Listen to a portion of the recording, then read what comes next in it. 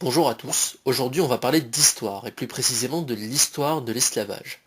Alors tout d'abord, qu'est-ce que c'est que l'esclavage? Eh bien c'est un crime contre l'humanité qui vise à mettre une personne sous l'autorité absolue d'un maître, qui a le droit de vie et de mort sur l'individu, sur l'esclave, et en général demande du travail forcé.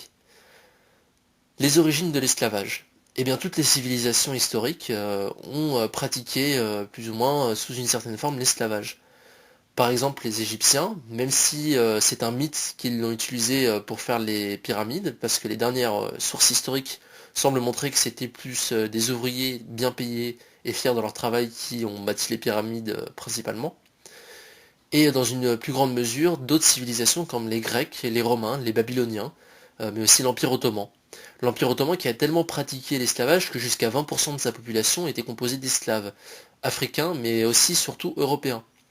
D'ailleurs, ils avaient même une force d'élite qui s'appelait les janissaires, qui était composée exclusivement de jeunes enfants enlevés à leur famille en Europe, qui subissaient un entraînement et un lavage de cerveau pour les faire devenir les forces d'élite de l'Empire ottoman.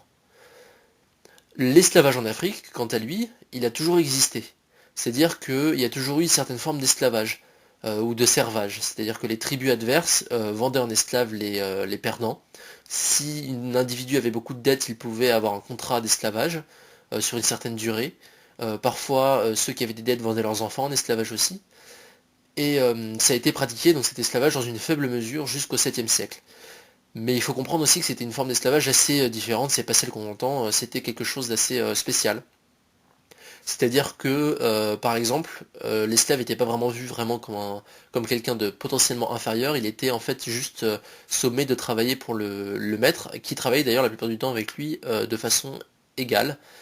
Ils participaient à les tâches, ils pouvaient même avoir des femmes, parfois même plus que leur maître. Euh, et ça a duré, cette situation-là a duré jusqu'au 7e siècle. À partir du 7e siècle, mais qu'est-ce qui s'est passé du coup?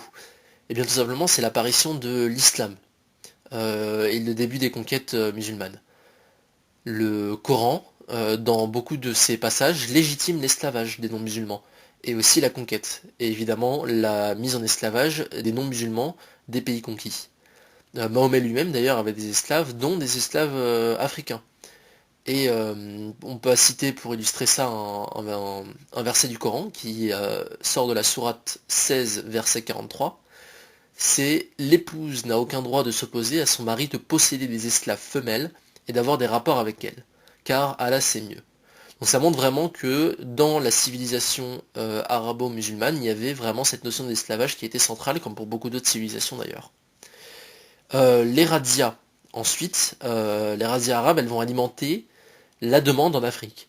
Et c'est les locaux en fait qui vont vendre des esclaves. C'est-à-dire que c'est pas vraiment des raids où il y a eu aussi beaucoup de raids de pillards qui venaient récupérer quelques esclaves dans les villages, mais c'était un phénomène assez minoritaire. C'est-à-dire que la plupart des esclaves étaient vraiment vendus par les locaux parce que c'était des prises de guerre souvent.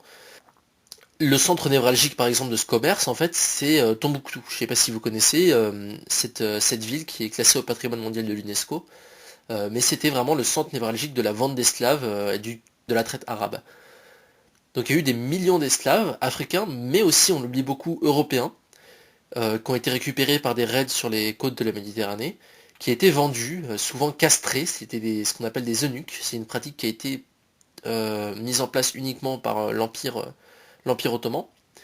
Et le développement des grands empires africains de l'Ouest et central se sont basés sur ça, c'est-à-dire que tous les grands empires qu'on a connus en Afrique subsaharienne, surtout proche du Sahara, basaient leur principale activité économique sur la vente d'esclaves en fait.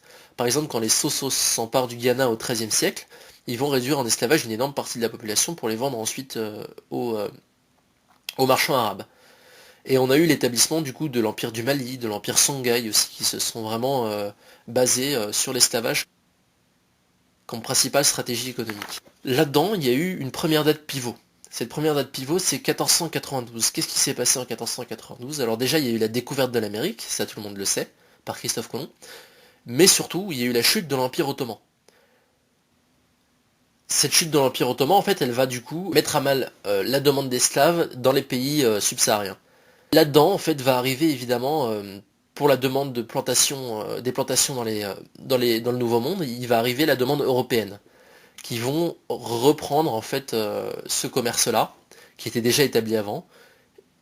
Et ça va s'intensifier surtout à partir de cette deuxième date pivot, qui est 1674, où les Anglais et les Français arrivent.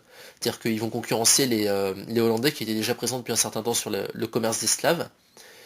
Et en fait, cette réduction de la demande arabe et l'apparition d'une demande européenne, ça donne l'apparition de la traite négrière, en fait, qui est le commerce triangulaire. Et aussi, il y a le mythe, évidemment, des raids dans les villages où les Européens viendraient chercher à l'aveugle dans les villages avec des fusils, des esclaves à vendre dans le Nouveau Monde.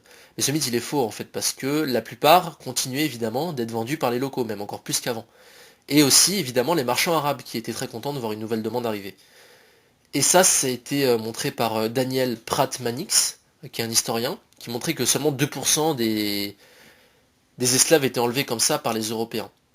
En nombre total, le commerce triangulaire, d'après les estimations de Philippe Curtin, un autre historien, s'élève en nombre d'Africains déplacés de 9 à 9,5 millions d'individus.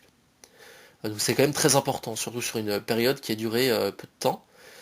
Et Ralph Austen, lui, a estimé à 14 millions le nombre d'Africains déplacés par la traite arabe. Uniquement le nombre d'Africains, c'est-à-dire qu'il y a eu presque au moins autant d'Européens qui ont été aussi enlevés. La fin de l'esclavage maintenant, comment est-ce que ça s'est terminé tout ça? Eh bien, tout d'abord, ça a été l'apparition des Lumières, évidemment, en France. Donc les Lumières, c'était le premier mouvement politique à vraiment remettre sérieusement en question politiquement l'esclavage. Et la France a d'ailleurs été le premier pays à interdire, c'est-à-dire qu'à la suite de la Révolution française, en 1794, puis définitivement en 1815, l'esclavage a été interdit dans tout l'Empire français, y compris ses colonies.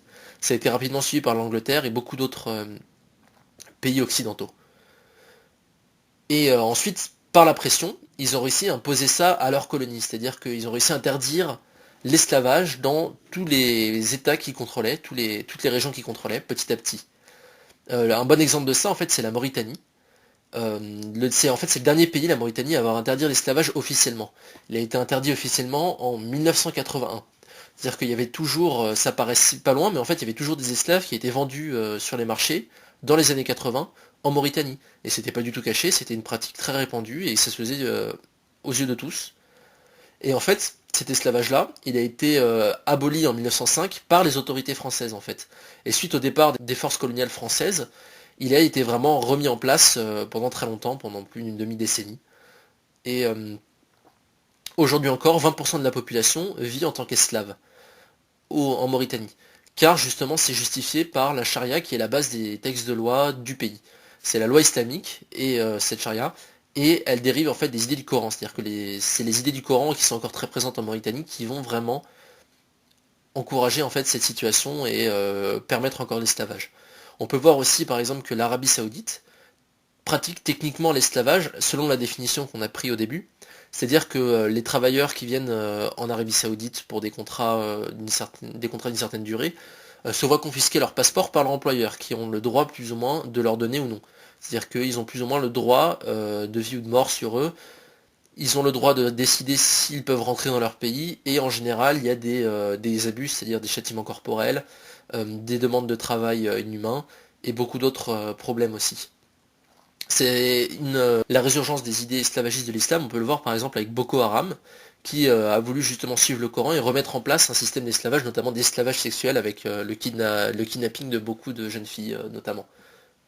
En conclusion, l'esclavage il n'a pas été inventé par les Occidentaux, loin de là, c'est une pratique très ancienne.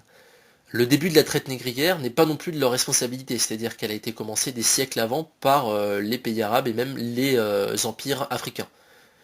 Les Européens n'ont pas été non plus actifs que d'autres pays, c'est-à-dire que les nombres sont moins élevés pour les monarchies européennes que par exemple pour le monde arabo-musulman, qui a vraiment eu énormément un impact énorme sur la demande d'esclaves en Afrique. Mais la France, par contre, si ce n'est pas l'instigateur de l'esclavage, c'est par contre la première et le seul pays jusque-là à avoir réellement interdit l'esclavage, officiellement, et à avoir essayé de porter ses valeurs dans le monde entier. Donc moi, mon opinion à moi sur le sujet, c'est qu'en fait aujourd'hui, si je parle de ça, c'est parce que on reproche beaucoup aux Occidentaux en fait les crimes de leurs ancêtres. Eh bien tout d'abord, ça n'a aucun sens, parce que on n'enferme pas les fils des meurtriers, par exemple. On ne peut pas reprocher aux descendants les crimes de leurs ancêtres. On ne peut pas se prétendre victime des crimes qui ont été commis sur nos ancêtres non plus. Et les autres peuples, en fait, ont une responsabilité au moins aussi importante que les Occidentaux dans l'esclavage et la traite négrière en Afrique. La France aussi, ce qu'on oublie beaucoup, c'est qu'elle a évidemment, comme tous les pays européens, subi aussi beaucoup l'esclavage de la part de l'Empire ottoman et des califats. Et que aussi la France a été la force politique majeure dans le monde qui a permis en fait l'abolition de l'esclavage à l'international. C'est-à-dire que ça a été vraiment un mouvement initié par l'Empire colonial français et qui a ensuite été continué par la diplomatie. Et c'est quelque chose dont on peut être réellement fier. Tout ça, je pense qu'en fait, ça annule complètement l'argumentaire victimaire qu'on peut voir aujourd'hui dans beaucoup de médias et en politique, qui vise en fait à culpabiliser les Occidentaux de ces crimes du passé, et en fait qui justifie une forme de haine réelle à leur égard. C'est ce qu'on voit de plus en plus aujourd'hui, qui vise à justifier énormément de choses en France, mais aussi dans beaucoup de pays comme aux États-Unis. Voilà, c'était tout, c'était mon avis et quelques faits historiques sur l'esclavage et son histoire. J'espère que vous avez apprécié la vidéo. N'hésitez pas à donner vos ressentis et vos avis dans les commentaires, à aimer la vidéo si vous l'avez appréciée, et à partager, à vous abonner à la chaîne, à activer les notifications. On se revoit bientôt pour une nouvelle vidéo. Bonne journée à tous.